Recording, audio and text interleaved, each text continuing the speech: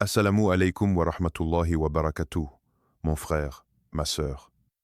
Ces 10 premiers jours de Dhul Hijjah ne ressemblent à aucun autre moment de l'année. Pas le Ramadan, pas une nuit de Laylatul Qadr. Ces jours-là sont différents.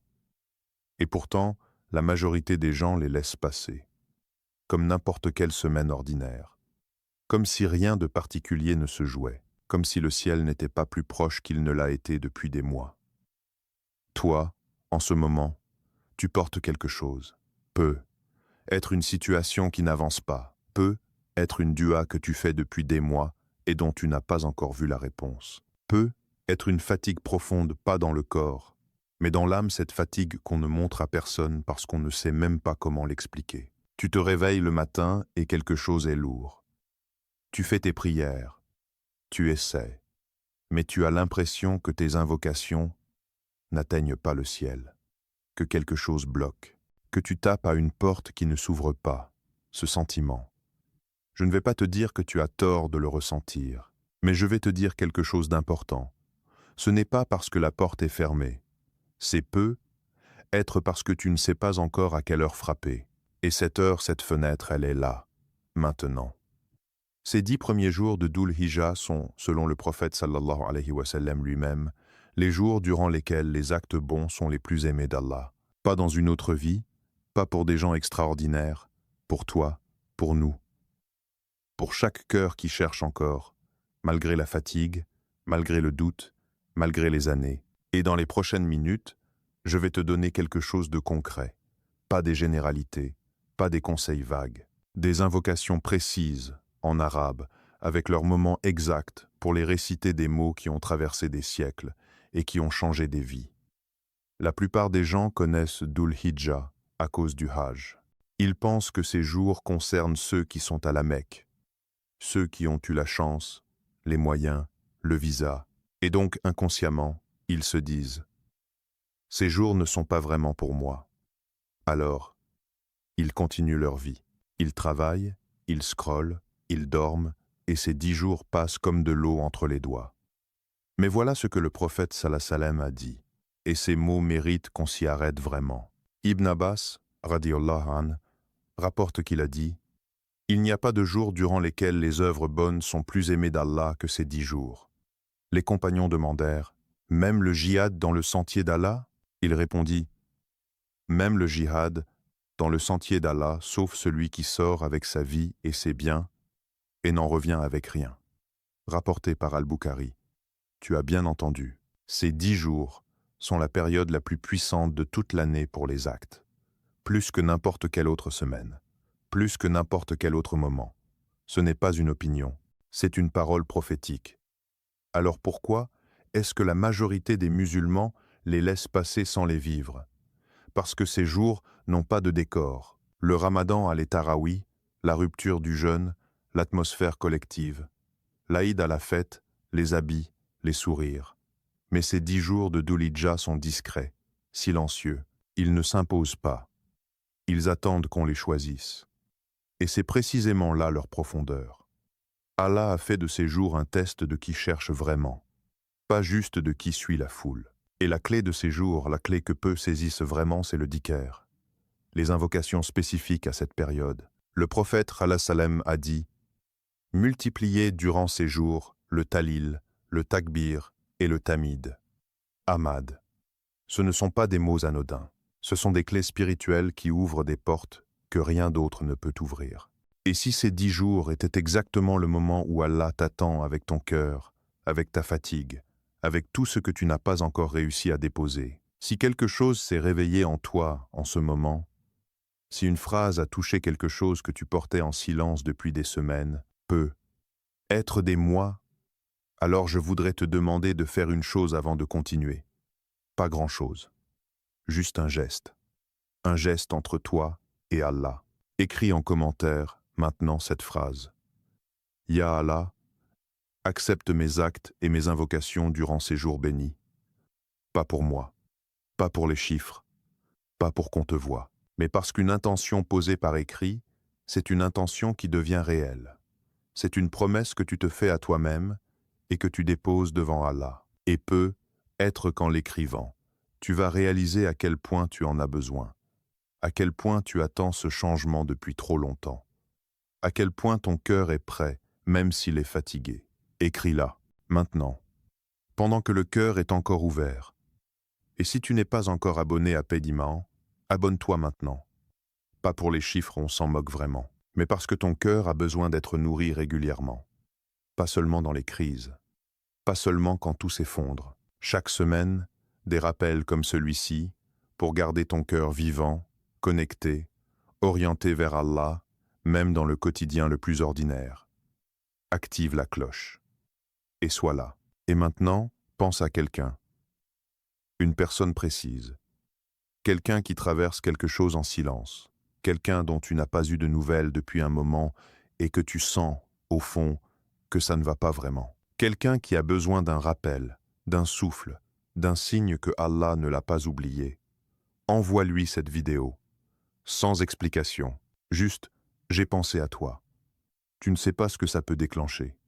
Tu ne sais pas à quelle prière ça va répondre dans sa vie. Parfois, un rappel au bon moment change une trajectoire entière. Mais reste. Reste jusqu'à la fin. Parce que ce que je vais partager maintenant, les invocations précises des 10 jours de Dhul Hijjah, avec leurs mots arabes et leurs moments exacts, c'est quelque chose que beaucoup de gens connaissent de nom, mais que très peu vivent vraiment. Et la différence entre les deux, c'est tout.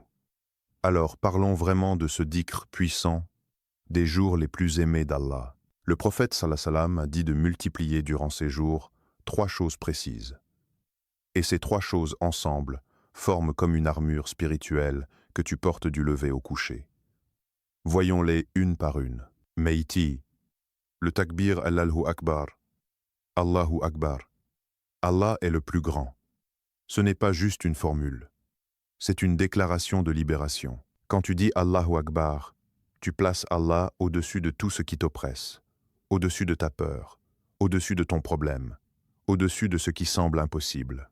Récite-le dès le Fajr, après chaque prière, et tout au long de la journée à voix basse ou à voix haute. Le Talil. La ilaha. Illallahu la ilaha. Illallah. Il n'y a de divinité digne d'adoration qu'Allah. C'est le cœur de l'islam. Le savant Ibn al-Qayyim, rahmahullah, dit que cette invocation est la plus puissante pour faire tomber les obstacles et ouvrir les portes fermées. Récite-la 100 fois après Fajr, et chaque fois que tu te sens perdu ou bloqué dans ta journée. Le Tamid, Alhamdulillah. Alhamdulillah, toute louange appartient à Allah. Les savants disent que le Alhamdulillah est la clé de la gratitude et que la gratitude appelle la baraka. Si vous êtes reconnaissant, j'augmenterai pour vous. Coran 14 contre 7. Récite-le 33 fois après chaque prière, et à chaque fois qu'une grâce même petite traverse ta journée. Et pour les rassembler dans une seule formule prophétique, voici le takbir Mursael que les compagnons récitaient durant ces jours. Allahu Akbar, Allahu Akbar, La ilaha illallah, Wallahu Akbar, Allahu Akbar, Walillahi alhamdu Allahu Akbar, Allahu Akbar, La ilaha illallah, Wallahu Akbar, Allahu Akbar, Walillahi alhamd. Récite-le après chaque prière, le matin en te levant, et le soir avant de dormir. La plupart des gens connaissent ces mots. Ils les ont entendus, mais ils les récitent vite, machinalement, comme une case à cocher, sans y poser le cœur, sans réaliser que chaque syllabe est une connexion directe avec Allah. Et c'est là que tout change. Mais imagine si tu les vivais vraiment, pas comme une routine, comme une rencontre, chaque matin, avec celui qui tient ta vie entre ses mains. Maintenant, je veux te donner les invocations qui vont plus loin, celles que peu de gens pratiquent durant ces 10 jours, celles qui produisent des effets que seul celui qui les a vécus peut comprendre. L'istighfar, astaghfirullah, astaghfirullah. Je demande pardon à Allah. Le prophète sallallahu alayhi wa sallam demandait pardon plus de 70 fois par jour, et il était pardonné de tout. Imagine pour nous, l'istighfar n'est pas réservé aux grands péchés. C'est un nettoyage quotidien du cœur. Et les savants disent, quand le cœur est alourdi, quand les portes semblent fermées, multiplie l'istighfar car c'est lui qui déblaye le chemin. Récite-le 100 fois après Asser, chaque jour de ces 10 jours. Et si tu peux, fais-en la première chose après ton réveil, avant même de poser le pied par terre. La salawat sur le prophète alayhi salam. Allahumma salli ala Muhammad wa ala ali Muhammad. Allahumma salli ala Muhammadan wa ala ali Muhammad. Les savants enseignent que la salawat est une lumière qui monte et qu'elle revient sur toi multipliée. Allah envoie 10 bénédictions sur toi pour chaque salawat que tu envoies sur le prophète Zala Salem. Durant ces 10 jours bénis, cette multiplication est encore plus intense. Récite-la au moins 100 fois par jour. Surtout le vendredi de Dhul Hijjah, le vendredi le plus puissant de l'année. La doua de Yunus, alayhi salam, La ilaha illa anta subhanaka, inni kuntu minaz zalimin. La ilaha illa anta subhanaka, inni kuntu minaz dalimin. Cette invocation a été récitée dans le ventre d'une fin d'avant, baleine, dans les profondeurs de l'obscurité. Et Allah l'a exaucée. Les savants ont dit, si quelqu'un la récite sincèrement, Allah répond à sa dua quelle qu'elle soit. Récite-la 40 fois après chaque prière du Fajr et du Maghrib, particulièrement durant ces 10 jours. Le secret que peu comprennent vraiment, ce n'est pas la quantité qui compte en premier, c'est l'état du cœur au moment où les lèvres bougent. Un seul La ilaha illallah récité avec un cœur brisé et sincère vaut plus que 1000 récités par habitude. Ce 10 jours, récite ces invocations différemment, lentement, comme si c'était la première fois, comme si tu frappais à une porte qui allait s'ouvrir, parce que quelqu'un écoute vraiment. Il y a une question que beaucoup portent sans oser la dire à voix haute. Une question qui brûle en silence. Pourquoi est-ce que je fais des invocations depuis si longtemps et je ne vois toujours pas de réponse? Je veux répondre à cette question avec douceur, avec vérité et sans jugement. Parce que si tu te la poses, tu n'es ni seul, ni faible. Tu es humain. Premier obstacle, la dispersion du cœur. Les lèvres bougent Allahu Akbar, mais l'esprit est en train de penser à une réunion de travail, à un message non répondu, à une inquiétude qui tourne en boucle. Le cœur est absent. Et une invocation dont le cœur est absent, c'est comme une enveloppe sans lettres à l'intérieur. Elle part, mais elle est vide. Deuxième obstacle, le doute caché. Au fond, sans même s'en rendre compte, on ne croit pas vraiment que ça va marcher. On fait les invocations au cas où. On tente sa chance, mais ce n'est pas de la foi, c'est de l'espoir timide. Et Allah répond aux cœurs qui viennent avec certitude, pas avec hésitation. Troisième obstacle, l'impatience. On a fait les invocations pendant 1 semaine, 2 semaines, 1 mois, et comme la réponse n'est pas venue dans notre délai humain, notre planning, on se décourage, on ralentit, on arrête. Mais Allah a dit, « Je suis avec mon serviteur tant qu'il m'invoque et ne se décourage pas. » Ahmad. L'exaucement a un timing qui n'est pas le nôtre. La clé, la présence du cœur. Ce n'est pas la longueur de l'invocation. Ce n'est pas la beauté de ta voix. Ce n'est pas le nombre de fois. C'est la profondeur de ce que tu ressens au moment où tu ouvres les paumes. Une seule larme sincère devant Allah dans ces 10 jours peut débloquer ce qu'aucune liste d'actions n'a pu faire. Pour vivre ces invocations avec une vraie présence, premièrement, fais le silence. 1 minute avant de commencer. Pose ton téléphone. Ferme les yeux. Rappelle-toi devant qui tu es. Deuxièmement, comprends le sens de ce que tu dis. Allahu Akbar n'est pas un son, c'est une déclaration. Troisièmement, parle à Allah comme à quelqu'un qui t'entend vraiment, parce qu'il t'entend vraiment. Et dans ces moments-là, quelque chose change, pas forcément autour de toi, mais en toi. Et c'est toujours là que tout commence. Beaucoup pensent que le tawakkul, c'est attendre, rester les bras croisés, se dire « Allah va arranger » et ne rien faire. Mais ce n'est pas un cœur vivant, c'est un cœur qui a abandonné sa part. Le vrai tawakkul, c'est 3 mouvements qui travaillent ensemble comme les 3 pieds d'un trépied. Retire l'un et tout s'effondre. Premier mouvement. Tu agis, tu fais ta part, tu te lèves, tu récites les invocations.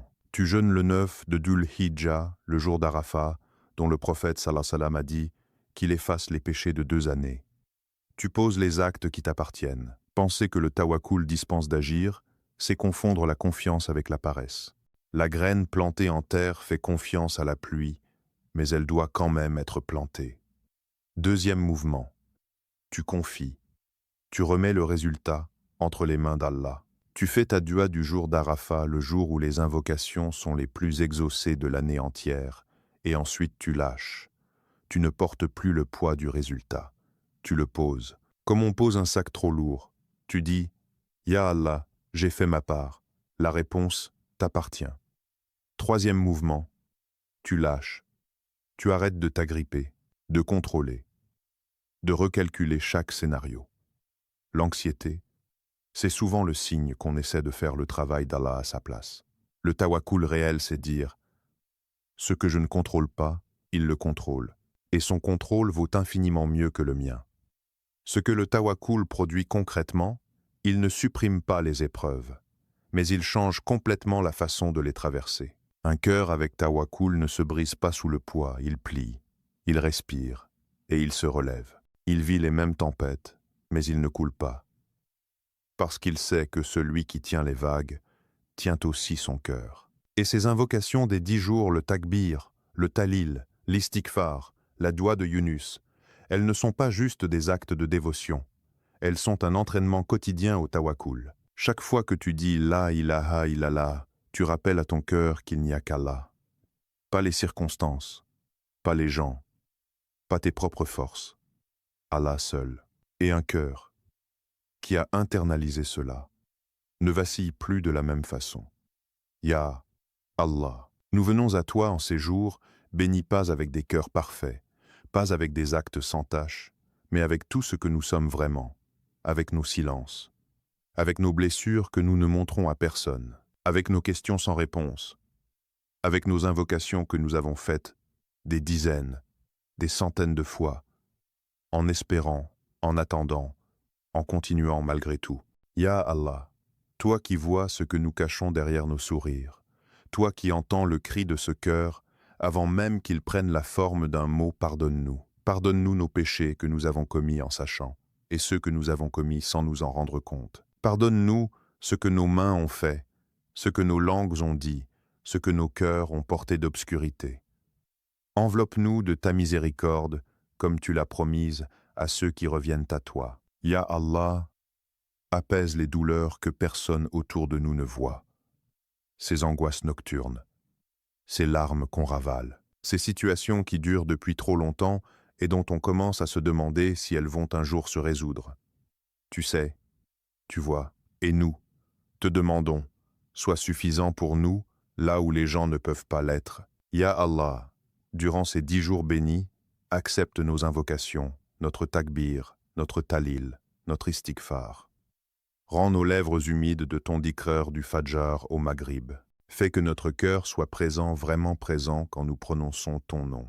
Et si nous avons récité parfois par habitude, sans y mettre l'âme, pardonne-nous cela aussi, et enseigne-nous à revenir.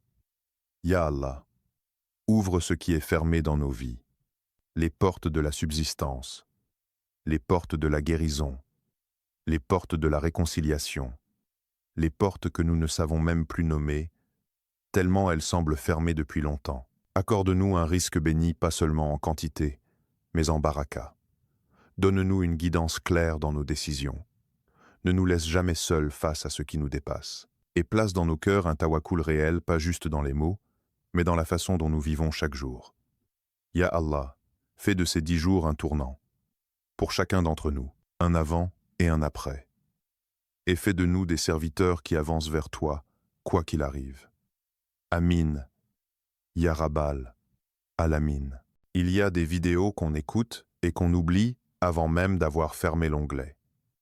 Et il y a des vidéos qui touchent quelque chose que tu portais depuis longtemps et que tu n'arrivais pas à nommer. Si une seule phrase t'a touché aujourd'hui, si quelque chose a bougé dans ta poitrine, alors ne laisse pas ce moment se fermer sans en faire quelque chose de réel. Écris en commentaire maintenant. Ya Allah, accepte mes actes et mes invocations durant ces jours bénis. Pas pour moi, pour toi, pour ancrer cette intention, pour poser ce mot entre toi et Allah. Parfois, écrire une seule phrase sincère, c'est déjà commencé. C'est déjà un acte de ces 10 jours. Abonne-toi à Paydimahan et active la cloche. Pas pour les notifications pour ne jamais laisser ton cœur trop longtemps sans nourriture. Parce qu'un cœur nourri résiste mieux à tout. Chaque semaine, un rappel. Chaque rappel, une chance de rester connecté. Et cette personne qui est dans ta tête en ce moment, tu sais, celle qui traverse quelque chose en silence, envoie-lui cette vidéo. Tu ne sais pas ce qu'un simple rappel peut déclencher dans sa vie. Peut être que tu seras la raison pour laquelle elle saisit ces 10 jours. Peut être que tu seras la raison pour laquelle elle se rapproche d'Allah aujourd'hui.